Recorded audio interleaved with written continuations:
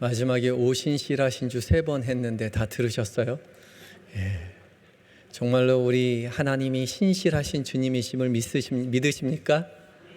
그냥 입술로 고백하는 것이 아니라 삶의 자리에서 우리 하나님 정말 신실하신 하나님이로구나, 그렇게 고백하시는 인생 되셨으면 좋겠습니다. 그렇게 다 사시기 바랍니다. 오늘 연합구역 예배로 드려지는 이 수요 기도회, 하나님께서 약속해 주신 모든 은혜로 예배하는 모든 분들에게 채워주실 줄 믿습니다. 우리 권사님께서, 우리 권혁재 권사님께서 계속 서서 안 내려가시고 무슨 얘기 하시나 했는데 다음번에는 더 많은 사람이 왔으면 좋겠다고 안타까운 마음으로 말씀해 주셨어요. 지금 방송을 듣고 계시는 그분들에게 얘기하신 거죠? 안 그러면 이거 못 듣거든요. 여기 와주신 분들에게 너무 감사의 말씀을 드리고, 또 여기 계시지 못한 분들은 안 오신 게 아니라 못 오셨다고 생각이 듭니다. 하나님께서 은혜 주셔서 오실 수 있는 기회를 주시고, 또 오신 모든 분들에게 약속하신 모든 것으로 채워주실 줄 믿습니다. 6개월 동안 정말 수고가 많으셨습니다. 구역 돌보시느라고, 권찰님들 또 신방 다니시느라고 모이지 못하는데 전화로, 또 전화도 못하면서도 노심초사 구역원들 잘 지나시는지 걱정하면서 지나셨을 텐데 정말 수고가 많으셨습니다. 구역원을 돌아보면서 하나님께서 주시는 은혜가 있죠. 아이를 키워내면서 힘이 들지만 받는 은혜가 있습니다. 아이를 키워내면서요, 아이도 나를 이렇게 내가 아이를 위해서 이렇게 사랑하니까 하나님도 날 이렇게 사랑하시겠지, 하나님의 사랑을 배워요. 구역원을 돌보면서 하나님의 사랑을 배워갑니다. 59초라는 책이 있는데 그 책이 심리학 책입니다. 그래서 그 책에 무슨 이야기가 나오냐면, 도움을 준 사람과 도움을 받은 사람 둘 중에 누가 더 기억을 오래 할까요? 라는 질문을 한 경우가 있었어요. 도움을 준 사람과 도움을 받은 사람, 누가 더 오래 기억할까요? 받은 사람이라고 생각하시는 분 손 들어보세요. 나는 받은 사람이 오래 기억하는 것 같다. 내리시고, 이제 나는 준 사람이 더 기억을 오래 할 것 같다. 자, 내리시고. 자, 곰곰하게 생각해 보시죠. 곰곰이 생각해 보시죠. 여러분은 누구한테 얻어먹은 게 기억이 잘 납니까? 밥 사준 게 기억이 잘 납니까? 이 책에서는 그렇게 이야기해요. 도움을 받은 사람보다 도움을 준 사람이 기억을 오래 한다 그래요. 그러니까 선물을 준 사람은 저거 내가 스카프 저거 내가 사준 건데 잘 하고 다니나? 계속 생각한다는 거죠. 근데 선물 받은 사람은 이 스카프 누가 줬지? 생각한다는 겁니다. 밥 사준 사람은 계속해서 내가 저 사람 밥 사줬는데, 그래 내가 저 사람 밥 사줘서 뭐 먹었지 생각하는데, 밥 얻어먹은 사람은 저 사람한테 내가 밥을 얻어먹었는지 안 얻어먹었는지 기억을 못한다는 거죠.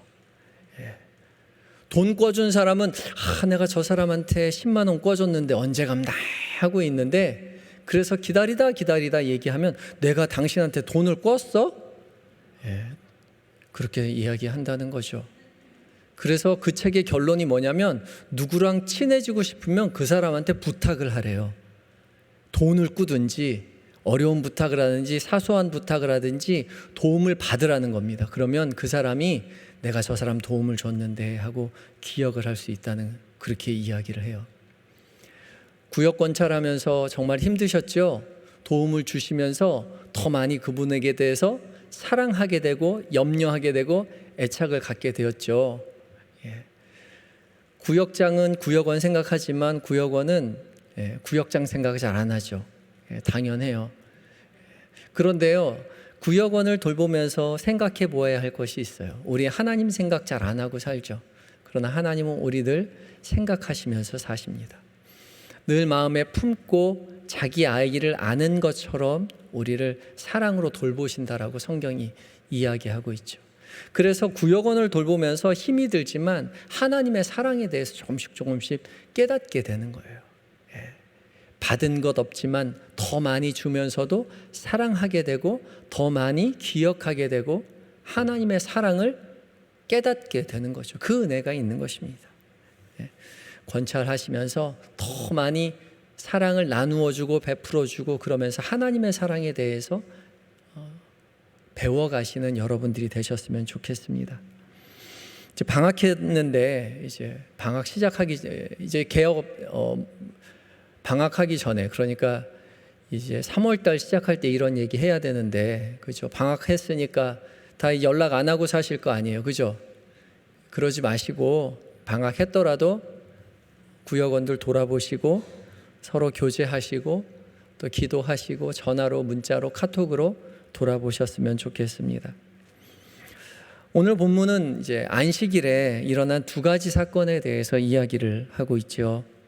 첫 번째 사건은 이제 안식일에 제자들이 미리삭을 잘라 먹은 그래서 논쟁을 하는 사건이고, 두 번째 사건은 안식일에 예수님께서 회당에 가셔서 손 마른 자를 고치셨다가 사람들과 논쟁하는 장면입니다. 이 두 가지 모두가 안식일에 일어난 사건입니다. 안식일에 일어났기 때문에 문제가 되었어요. 평일에 일어났으면 아무런 문제가 되지 않는 이야기들입니다. 미리삭을 잘라 먹은 것도 평일에는 아무 문제가 되지 않고 손 마른 자를 고쳐주는 것도 평일에 고친 것은 아무 문제가 되지 않아요. 그런데 이 두 일이 모두 안식일에 행해졌기 때문에 문제가 되었던 것이죠. 이 두 사건 모두 안식일에는 하지 말아야 할 규정 가운데 있는 것이었습니다. 그래서 안식일을 지키지 않았다는 이유로 논쟁에 휩싸였던 것이죠. 사실 안식일을 지키지 않는 자는 율법에 의하면 죽임을 당해야 했습니다. 그 정도로 안식일의 규정은 엄격했죠. 이스라엘의 삶의 중심에는 안식일이 있었습니다. 다른 어떤 나라도 안식일을 지키진 않았거든요. 하나님을 섬기는 여호와 하나님을 섬기는 이스라엘만이 안식일을 지켰습니다. 안식일은 하나님께서 이스라엘 백성들에게 명령하신 가장 중요한 규정 중에 하나였습니다. 그래서 하나님을 섬기는 것 10계명의 제4계명이 안식일을 기억하여 거룩하게 지켜라 라고 이야기하죠. 하나님은 안식일을 거룩하게 하시고 안식일을 지키는 모든 이스라엘 백성들에게 복을 내리시겠다 약속하셨어요. 그래서 이스라엘 백성들은 하나님을 섬기는 이스라엘 백성들은 당연히 안식일을 거룩하게 지켜야 했습니다. 이날에 아무 일도 해서는 안 되는 날이었고요. 오직 하나님 앞에 예배하는 날이었습니다. 출애굽 시절에 만나를 하나님께서 광야에 허락하셨을 때도 주일에는 안식일에는 만나가 내리지 않았습니다. 그 전날 2배로 내려주셨고 2배를 모아와야 했죠. 그 정도로 안식일은 하나님의 백성들에게 있어서 하나님의 백성으로서의 정체성을 드러내는 가장 핵심적인 요소가 이 안식일이었던 거죠. 가장 중요한 요소였지만 그래서 가장 엄격하게 지켜져야 했지만 사실은 잘 지키지 않았던 때도 있었습니다. 바벨론 포로 시기에 그랬고요. 또 이스라엘이 타락했을 때도 안식일이 제대로 지켜지지 않았습니다. 그래서 우리가 잘 아는 선지자들은요, 이사야나 예레미야나 호세아나 에스겔이나 그런 선지자들은요, 한결같이 너희가 안식일을 제대로 지키지 않는다라고 탄식하고 호통을 쳤죠. 지적했습니다. 느헤미야 역시도 돌아와서 안식일에 사람들이 장사를 하는 것 보고 금지시키기도 했다라고 성경이 이야기하고 있죠. 안식일을 가장 거룩하게 지켜야만 했습니다. 그래서 이스라엘 백성들이 이 신구약 중간기로 오게 되면서 우리가 왜 이렇게 어려워졌는가? 이 이스라엘이 왜 이렇게 망했는가? 로마로부터 압제를 당하는 우리 이스라엘이 되었는가? 허심탄회하게 고민을 하다가 우리가 하나님을 올바로 섬기지 못했기 때문에 우리가 이렇게 어려움을 당했다라고 이야기하고 열심으로 하나님을 더욱더 열심히 섬겨야겠다라고 이야기를 했죠. 그 중심에 바리새인들이 있었습니다.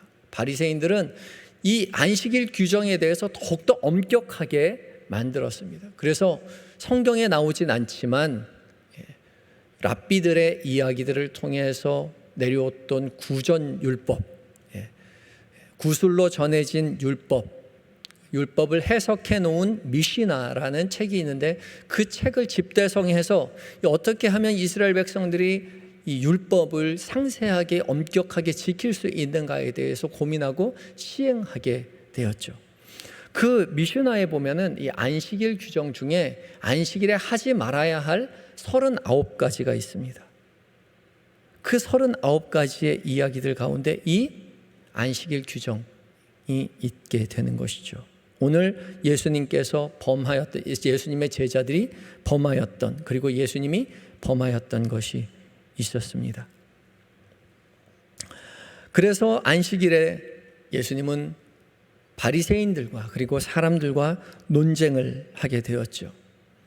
너희가 그렇게 엄격하게 안식일을 지키지만, 예수님은 그렇게 엄격하게 안식일을 지키지만 너희가 진정한 안식일의 의미를 알지 못한다 라고 말씀하시면서 진정한 안식일의 의미를 다시 한번 깨우쳐 주고 계셨던 것이죠. 그래서 오늘 함께 말씀을 나누면서 안식의 의미를 한번 되짚어 보려고 합니다. 오늘 본문 23절에 2장 23절 말씀을 함께 읽어보도록 하겠습니다. 23절입니다. 시작. 안식일에 예수께서 밀밭 사이로 지나가실새 그의 제자들이 길을 열며 이삭을 자르니. 안식일에 예수님께서 밀밭 사이로 지나가시는데 제자들이 길을 열었다라고 이야기하죠. 그러니까 제자들이 함께 길을 걸어갈 때 밀밭이 아주 커서 밀과 밀 사이가 너무 많이 무성하게 자라서 길이 가리워졌고 그 가리워진 길을 열면서 예수님이 걸어갔던 거죠. 제자들이 먼저 열면서 가고 예수님은 뒤따라 왔던 것 같습니다. 그리고 이 사람들만, 예수님과 제자들만이 아니라 바리새인도 그 길을 쫓아갔던 걸로 봐서는 많은 사람들이 그 길을 예수님과 함께 걷고 있었던 것이죠. 길은 좁고 밀은 다 자라서 넘실대고 길을 헤쳐서 걸어가다가 이제 제자들이 이삭을 잘랐다라고 이야기하죠. 밀이삭을 헤치면서 가다가 그 헤치는 중에 밀이삭을 잘랐습니다. 왜 잘랐을까요? 오늘 본문과 동일한 본문인 마태복음 12장에는 명확히 나오고 있지만 오늘 본문에서도 예수님의 대답을 통해서 유추해 볼 수 있죠. 예수님께서 대답하셨을 때 다윗이 자기와 함께한 자들이 먹을 것이 없어서 시장할 때의 한 일을 읽어보지 못했느냐라고 말씀하시는 걸로 봐서 제자들이 시장했기 때문에 밀이삭을 잘랐다라고, 배가 고파서 밀이삭을 잘랐다라고 추정해 볼 수 있습니다. 마태복음에는 시장할 때에라고 명확히 이야기하고 있어요. 율법에는 길을 가다가 이삭을 잘라 먹는 행위는 율법을 어긴 것은 아니었습니다. 또 가난한 자를 위해서 또 낫으로만 베지 않으면 얼마든지 손으로 잘라서 밀이삭을 잘라 먹을 수가 있었고요. 포도가 난 것도 포도를 따 먹을 수 있었습니다. 자루에 바구니에 담아 가지고만 가지 않으면 얼마든지 포도도 따 먹을 수 있었죠. 어렵고 힘든 사람을 위해서 이삭을 잘라 먹거나 포도를 따 먹는 것은 율법으로도 괜찮았어요. 하지만 안식일에는 예외였습니다. 안식일에는 밀이삭을 잘라 먹는 것도 안 되었고 포도를 따는 행위도, 바구니에 담는 행위도 되지 않았습니다. 구전율법인 미시나에는 안식일에 하지 말아야 할 것 39가지를 규정하고 있다고 하잖아요.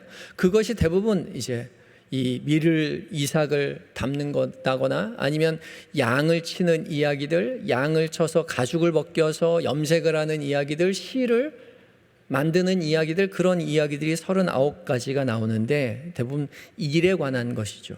그 중에 이제 농사에 관한 이야기, 거기에 따르면 손으로 이삭을 자르는 거 있잖아요. 손으로 이삭을 잘라 먹는 것은 추수 행위로 간주되어서 추수를 할 수 없었기 때문에 안식일에 추수하면 안 되는데 밀이삭을 잘라 먹는 건 추수에 해당되기 때문에 금지 사항이었습니다. 그리고 잘라서 손으로 비벼야 될 거 아니에요? 그래야 나달이 나오잖아요. 막 비비는 행위는 무슨 행위로 간주되었냐면 탈곡이었어요. 탈곡. 그러니까 탈곡이기 때문에 금지되는 행위였습니다. 탈곡은 일이잖아요. 일하면 안 되니까. 그리고 딱 비벼가지고 어떻게 해야 돼요? 후 하고 불어서 이제 쭉정이는 날아가고 알곡만 먹어야 되잖아요. 후 하고 부르는 행위는 또 키질로 간주되어서 일로 생각했습니다. 그러니까 그냥 잘라 먹는 게 아니라 그냥 안식일에 잘라 먹는 행위는 안식일에 추수를 해서 탈곡을 해서 키즈를 해서 먹는 행위이기 때문에 일로 간주했던 거죠. 좀 너무하다 싶지 않습니까? 그렇게 엄격하게 안식일이 규정되어 있던 거죠. 그래서 바리새인들은 예수님의 제자들이 걸어가다가 길을 열어서 안식일에 나달을 비벼서 먹는 것을 보고 안식일 규정을 어겨서는 안 된다라고 예수님한테 가서 얘기하는 거죠. 이에 예수님께서 예화를 하나 들어서 이야기하죠. 25절입니다. 25절에 예수께서 이르시되 다윗이 자기와 및 함께한 자들이 먹을 것이 없어서 시장할 때에 한 일을 읽어보지 못하였느냐라고 이야기합니다. 다윗이 자기와 함께한 자들과 함께 있을 때 시장했던 일, 사무엘상 21장 1절부터 10절까지에 나오는 에피소드인데요. 다윗이 사울로부터 도망을 다니다가 배가 고파서 제사장 아히멜렉에게 찾아가죠. 그래서 아히멜렉에게 찾아가서 제사장만이 먹을 수 있는 진설병을 얻어 먹게 됩니다. 하나님의 성소에는 항상 진설병, 떡이 진설이 되어 있어야 했어요. 쇼브레드라고 이야기하는데 하나님 앞에 바쳐진 떡이 항상 있어야 했습니다. 떡상이 있고 떡이 그 위에는 12개가 준비되어 있었어요. 6개씩 두 줄로 있는데 그 12개의 떡은 이스라엘 백성의 12지파를 의미하죠. 그리고 그 사이에 유향을 넣어서 불을 붙여서 향이 피어오르도록 했습니다. 그래서 하나님 앞에 드려진다는 의미죠. 12개의 지파가 하나님 앞에 항상 드려진다는 의미로 떡을 만들어서 진설을 했던 거죠. 일주일마다 그것을 매번 번갈아 가면서 교체해 놓았습니다. 그래서 하나님의 성소에는 항상 진설병이 존재했어요. 그것을 다윗이 그것을 알고서 아히멜렉에게 그 빵을 좀 달라고 해서 먹었던 기록이 사무엘상 21장에 있죠.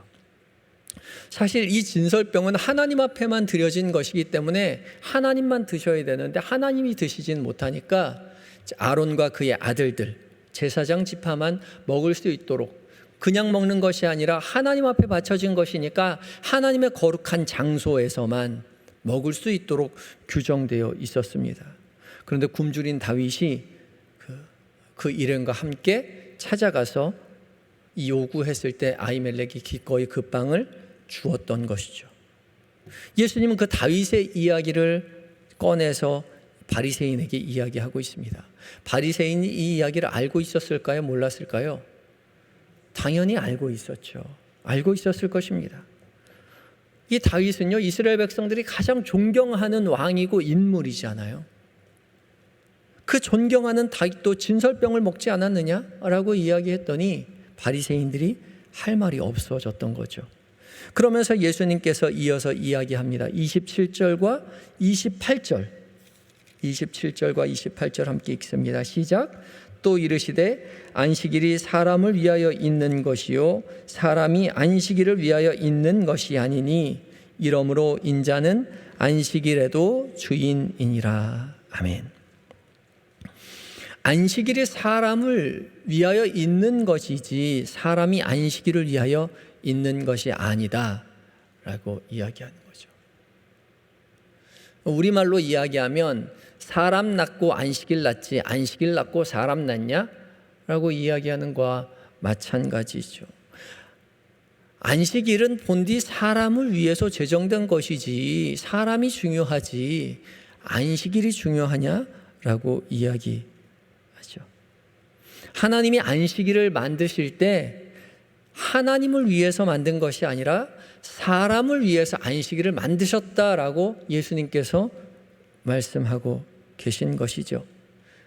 이 안식일에 대해서 처음 언급하고 있는 출애굽기 20장 8절부터 11절까지의 말씀을 한번 찾아가 보도록 하겠습니다. 출애굽기 20장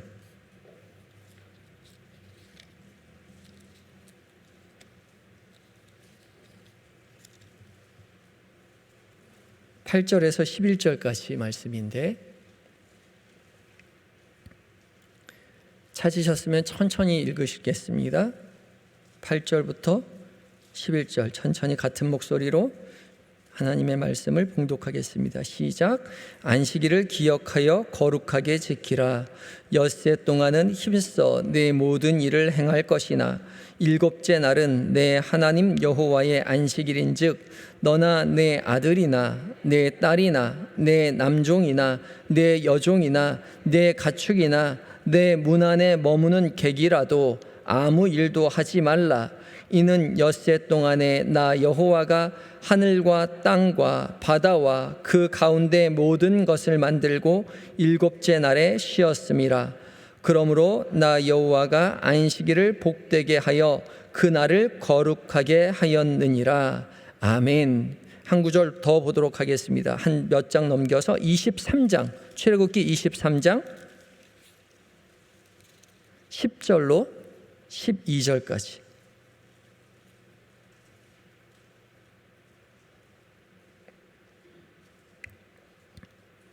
찾으셨으면 한 목소리로 봉독합니다. 시작.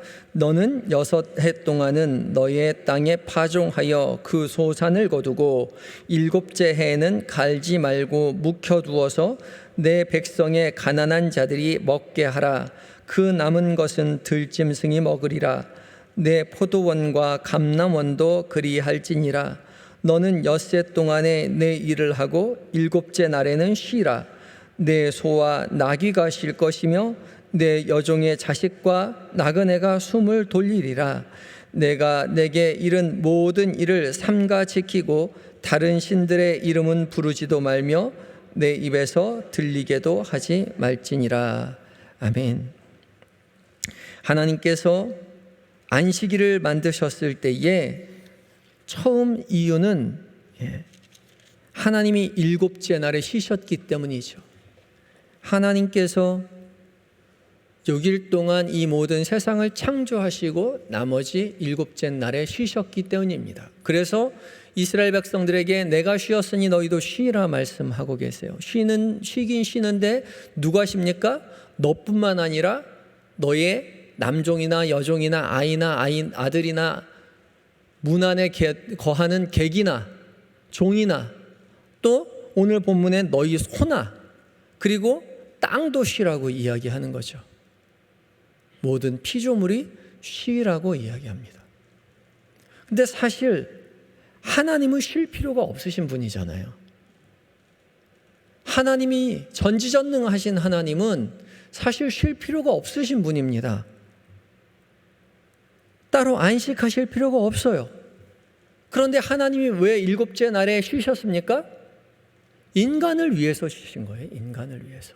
사람을 위해서 쉬셨어요. 사람에게 쉼이 필요하기 때문에, 피조물에게 쉼이 필요하기 때문에 불완전한 피조물에게 쉼을 허락하기 위해서 하나님이 친히 일곱째 날에 쉬셨고 너희도 일곱째 날에 쉬어라 라고 이야기하시는 것이죠. 하나님은 인간을 위해 안식의 자리를 마련하시고 그 자리로 인간을 초대하시는 거죠. 너희는 쉼이 필요한 존재란다. 너희는 홀로 설 수 없는 피조물에 불과하단다. 너희는 언제나 나를 기억하고 나를 의지하고 내 안에 있을 때 참 자유를 얻을 수 있는 존재란다. 가르쳐 주시는 것입니다. 이 모든 것을 내가 만들었고 너희는 나의 피조물이다. 내가 쉬었으니 너희도 쉬면서 창조주를 기억하라 라고 이야기하고 있는 것이죠. 그래서 이 안식이라는 것은요, 하나님을 위한 자리이자 사람을 위한 자리였던 것이죠. 피조물을 위한 자리였던 것이죠. 우리를 위한 자리였던 것입니다. 피조물을 위해서 만드신 것, 사람을 위해서 만드신 안식일의 본래의 정신은 다 잊은 채 바리새인들은 사람을 억압하고 사람을 정죄하는 일에 이 안식일을 사용하고 있다고 예수님이 말씀하시는 것이죠. 예수님이 이것이 얼마나 부조리한 것이냐라고 지적하고 있는 것입니다. 사람을 위하여 하나님께서 안식일을 만드셨는데 너희가 안식일을 위해서 사람을 정죄한다라고 이야기하고 있는 거죠. 그러면서 예수님은 나아가서 인자는 안식일에도 주인이다라고 이야기하고 있는 것이죠. 하나님을 위해서 만들어 놓은 이 안식일조차도 사람을 위해서 하나님이 만들어 놓으신 것이다라고 이야기하고 있는 것입니다. 바리새인들은 당연히 안식일의 주인은 하나님이시라고 생각했습니다. 맞아요. 안식일의 주인은 하나님이십니다. 그런데 하나님이 안식일의 주인인 하나님이 왜 안식일을 만들었느냐? 인간을 위해서 만드셨다는 것이죠. 사람을 위해서 안식일을 만드셨다는 것입니다. 그래서 하나님이 안식일의 주인이시기도 하지만 인간도 안식일의 주인이라고 성경이 이야기하고 있는 것이죠. 어떤 랍비들은 인간이 안식일을 지키기 위해서 창조되었다고 믿고 또 그렇게 가르치기도 했습니다. 안식일을 위해 존재하는 게 인간이라고 이야기했던 거죠. 아니요. 그러나 안식일이 인간을 위해 존재하는 것이었습니다. 사람을 위해서 안식일이 존재하는 거죠. 그리고 나아가서 이 인자는 안식일의 주인이라는 이 인자가 모든 사람을 지칭할 뿐만 아니라 사람의 아들이신 예수 그리스도를 지칭하는 말이기도 합니다. 기독론적으로 해석을 해서 이 인자가 예수님이 안식일의 주인이기 때문에 주인의 해석이 옳다라고 이야기할 수 있다는 것이죠. 사람의 옷을 입고 오신 사람의 아들 예수님께서 본디 하나님의 아들이시기도 하기 때문에 안식일에 대한 해석을 예수님이 하실 수 있다. 그런 권한을 결정을 할 권한을 가지고 있다고 이야기하는 거죠. 그래서 이 인자는 예수님을 뜻하는 것이기도 하고 이 인자는 모든 사람을 뜻하는 것이기도 하다라고 학자들이 해석을 하기도 합니다. 두 가지 다 중요한 해석이라고 보지만 오늘 전체 문맥상 중에서 예수님이 이야기하고자 했던 것은 인자는 바로 사람을 이야기하는 거죠. 사람을 위해서 하나님께서 안식일을 창조하셨다는 것입니다. 안식일이 사람을 위해 존재하는 것이라는 사실을 강조하려고 성경이 예수님께서 말씀하고 계셨던 것이죠. 그럼 이제 우리가 이 이야기를 지금 우리의 삶의 자리로 가지고 와 보도록 하죠. 우리는 지금 안식일을 지키진 않잖아요. 지금 우리는 무엇을 지키죠? 주일을 지킵니다. 주일을 지켜요. 예수님께서 부활하신 날, 안식 후 첫날, 다음 날 지킵니다. 주일을 위해서 사람이 있는 것이 아니라 사람을 위해서 주일이 있다는 거죠. 주일이 우리를 위해서 존재한다는 것입니다. 하나님께서 찬양 받으시기 위해서, 영광 받으시기 위해서 주일을 우리에게 주셨지만 그 주일이라는 것은 우리를 위해서 하나님께서 초대하신 자리라는 거죠. 그래서 주일에 우리가 은혜를 받아야 돼요. 우리 스스로가. 그런데 주일을 지키는 것 때문에 은혜 받지 못할 때가 참 많이 있죠. 주일을 지켜야 하는 것 때문에, 주일을 지켜야만 한다는 사실, 그것 때문에 주일날 봉사하다가 시험 들 때가 참 많이 있어요. 제대로 쉬지 못할 때가 많이 있죠. 저 어렸을 적에 목사님께서 주일날 돈 쓰지 말라고, 저도 이제 합동 측 교회를 다녔었는데 어렸을 때 목사님께서 주일에 돈 쓰지 말라고 했었어요. 근데 제가 그때 주일학교 교사를 하고 있었거든요. 주일학교 교사를 하다 보면 간식이 모자랄 때가 있어요. 주일날. 근데 주일날 돈을 쓸 수가 없잖아요. 그럼 어떻게 할게요? 돈을 쓸 수 없으니까 외상으로 사왔어요. 외상으로. 가게 가서 월요일날 돈 줄 테니까 좀 일단 물건을 달라고. 돈을 쓸 수 없으니까. 그러고서 돈은 월요일날 갖다 드렸죠. 저만 그렇게 한 게 아니더라고요. 다 그렇게 했어요. 주일날 돈 쓰면 안 된다고. 주일 잘 지켜보겠다고. 근데 그것보다 더 중요한 것이 있죠. 주일이 누구를 위해서 존재하는 거라고요? 사람을 위해서, 우리를 위해서 존재하고 있는 거예요. 우리를 위해서 주일이 존재한다는 것은 주일날 아무렇게나 해도 된다는 이야기가 아니죠. 주일의 중심이 우리가 된다는 거예요. 주일이 거룩한 주일, 주의 주일이 은혜로운 주일, 사랑이 넘치는 주일이 되기 위해서 누가 중요하다고요? 우리가 중요하다고요. 은혜로운 예배를 드리기 위해서 누가 중요하다고요? 우리가 중요하다고요. 화려한 예배,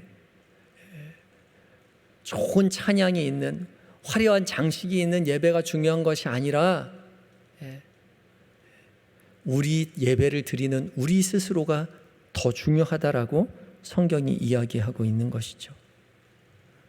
그래서 우리가 주일날 성전에 나와서 하나님의 전에 나와서 우리가 예배 은혜 받을 수 있도록 준비해야 돼요. 우리가 은혜 받는 일에 집중해야 됩니다. 그래서 주일날 너무 많은 봉사하다가 허덕이지 마세요. 예수님이 마르다에게 얘기했잖아요. 좋은 편을 선택하라고요. 봉사도 좋은 만큼만 하세요. 말씀 읽는 것도 좋은 만큼만 하세요. 은혜 받을 만큼만, 찬양팀하고 교사하고 성가대하고 찬양단하고 그 다음에 구역장하고 또 이 주방봉사하고 그렇게 하느라고 너무 원아웃 돼서 교회 가야 되는데 교회 가면 은혜 받을 생각으로 막 가슴이 뛰는 것이 아니라 회의할 생각에, 봉사할 생각에, 일할 생각에 골머리가 아픈 그런 주일을 보내지 말라는 거죠. 사람을 위해서 하나님께서 주일을 마련하시고 주일의 은혜의 자리로 우리를 초대하셨다는 사실을 기억해야 하는 것이죠. 진정한 쉼과 은혜를 누리는 주일을 맞이하는 모든 성도님들이 되셨으면 좋겠습니다. 제가 교회에서 많이 섬기다 보면 교회 일하면서 시험 드시는 분들이 참 많아요. 그래가지고 교회 못 나오겠다고 이야기하시는 분들이 참 많아요. 그런 분들이 대부분 중직자예요. 중직자. 교회를 섬기면 섬길수록 더욱더 주님을 사랑하게 되고 교회에 봉사하고 교회에 예배할수록 더 교회가 기다려지고 예배가 기다려지고 주일이 기다려져야 되잖아요. 그것을 위해서 집중하시고 그것을 위해서 주일의 삶을 계획하세요. 예배드리는 일, 그 일에 집중하시고 봉사하다가 다칠 것 같으면 뒤로 조금 물러서시기 바라고, 누구와 회의 중에 싸울 것 같으면 한 걸음 더 뒤로 물러서세요. 교회에서 상처받으면 어디 가서 위로받겠습니까? 그러시면 절대 안 돼요. 교회가 기다려지는 곳, 예배의 자리가, 주일의 자리가 내 인생 가운데 가장 행복한 날이 될 수 있도록, 저는 장소가 될 수 있도록 우리 스스로가 노력해야 한다는 것이죠. 주일을 위해서 우리가 있는 것이 아니고 우리를 위해서 주일을 하나님께서 우리에게 초대해 주신다는 사실을 기억해야 합니다. 이어지는 3장 말씀도 맥을 같이 하는 말씀이죠. 예수님이 안식일에 회당에 들어가셔서 한 손 마른 사람을 고치셨습니다. 사람들이 다 예수님을 주시하고 있어요. 왜냐하면 예수님을 고발하기 위해서였다라고 이야기하고 있죠. 사람들이 예수를 고발하려 하여 안식일에 그 사람을 고치는가 주시하고 있거늘. 예수님이 안식일에 사람을 고치면 안식일 규정을 어겼다는 이유로 예수님을 고발하려고 했던 거죠. 그랬더니 예수님이 어떻게 하셨어요? 보란 듯이 그 사람을 가운데로 불러서서 일으켜 세워서 그 사람을 고쳐주셨습니다. 그러면서 안식일에 선을 행하는 것과 악을 행하는 것, 악을 행하는 것과 생명을 구하는 것과 죽이는 것 어느 것이 더 옳으냐라고 물으셨습니다. 그렇게 물으셨을 때 사람들은 잠잠했다라고 이야기해요. 왜 잠잠했어요? 자기들도 알고 있었어요. 생명을 구원하는 일이, 선을 행하는 일이 훨씬 더 중요하다는 걸 알고 있었는데 차마 그것을 입술로 얘기할 수 없었어요. 왜요? 예수님을 고발해야 됐으니까요. 주일을 주일되게 하는 일이요, 사람을 살리고 선한 일을 하고 교회 안에서 은혜에 가득 찬 일을 위해서 우리가 그것을 위해 노력하고 준비해야 하는 거죠. 사람을 살리는 일이 주일에 교회에서 있어야 해요. 하나님 안에 은혜를 누리는 일이 주일에 있어야 한다고요. 사랑으로 품어 안고 사랑으로 들어주고 사랑으로 위로하고 사랑으로 도와주는 그 일이 우리에게, 우리 교회에, 우리 주일에 필요하다는 거죠.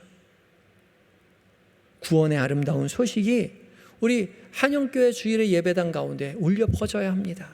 그것을 위해서 우리 모두가 부름받았다는 거예요. 그것을 기대하시고 그 일의 주역으로 우리가 서야 하는 것이죠. 상처받고 어렵고 아파하는 사람들을 위로할 수 있도록 그것을 준비하셔야 돼요. 원아웃 돼서는, 너무 많은 사역으로 지쳐서는 그 일을 감당할 수 없는 것이죠. 은혜의 이야기들이 기다려질 수 있도록, 주일에 많은 은혜를 받을 수 있도록 주일의 삶을 계획하시고 주일의 삶을 계획된 대로 이루어 가시면서 그 안에서 은혜를 잃지 않기 위해서 노력하시기 바랍니다. 그때 비로소 하나님께서 안식일을, 주일을 우리에게 허락하신 이유와 걸맞는 충분한 은혜의 이야기들이 우리에게 펼쳐질 것이고 우리와 함께한 사람들에게 나누어질 것입니다.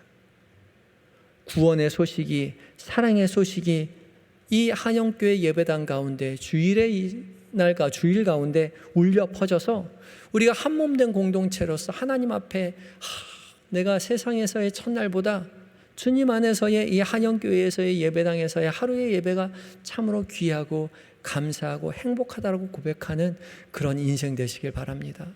그런 예배를 꿈꾸시고 그런 주일을 꿈꾸시고 그런 주일을 기대하시고 그런 주일을 만들어 가시는 여러분들이 되시기 바랍니다. 오늘 구역연합 예배로 모였죠. 우리가 그런 일을 위하여 부름받았습니다. 누구보다 위로하는 일, 위로받는 일, 그런 일들로 구역을 채워가시기 바라고, 그런 일들을 위해서 부름받은 구역장으로 건찰로 교회의 곳곳에서 서로 사랑하고 보듬어 안으며 예수님이 손마른 자를 고치신 것처럼 그 사람을 보듬어 안으며 살아가시는 성도님들이 되시기 바랍니다. 다 같이 기도하시겠습니다.